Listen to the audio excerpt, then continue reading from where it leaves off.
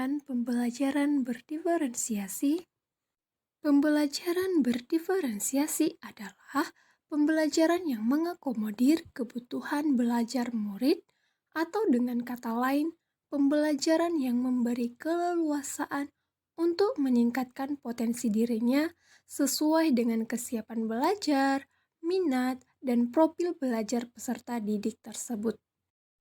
Nah, terdapat berbagai macam strategi yang dapat digunakan sebagai bentuk pembelajaran berdiferensiasi di dalam kelas. Dalam video ini, kami akan membahas mengenai strategi pembelajaran cooperative learning.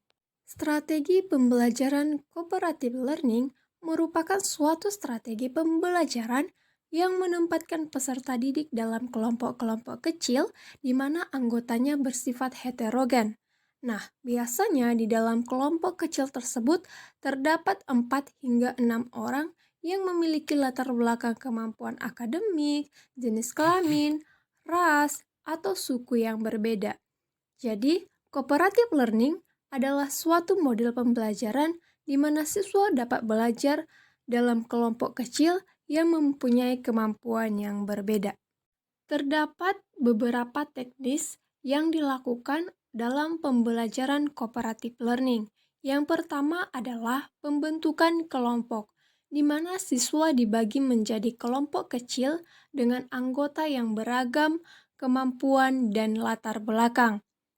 Kedua, pengaturan tugas, di mana setiap kelompok diberi tugas yang harus diselesaikan secara bersama-sama.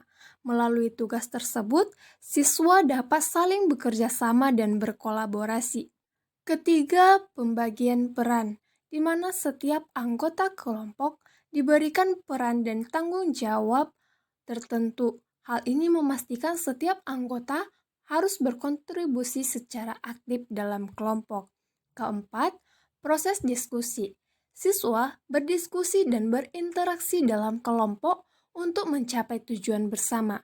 Nah, di sini guru dapat memberikan panduan diskusi atau pertanyaan yang membantu siswa dalam proses diskusi. Yang kelima, evaluasi, di mana kelompok dievaluasi berdasarkan kinerja kelompok dalam menyelesaikan tugas. Evaluasi ini bisa dilakukan oleh guru ataupun anggota kelompok sendiri. Yang terakhir, refleksi, di mana setelah selesai kelompok melakukan refleksi untuk mengevaluasi keberhasilan dan kesulitan yang mereka hadapi dalam proses pembelajaran. Hal ini membantu siswa untuk belajar dari pengalaman mereka dan akan memperbaikinya ke depannya. Nah, dalam praktiknya, teknis-teknis yang sudah disampaikan tersebut dapat disesuaikan dengan kebutuhan dan kondisi di setiap kelas.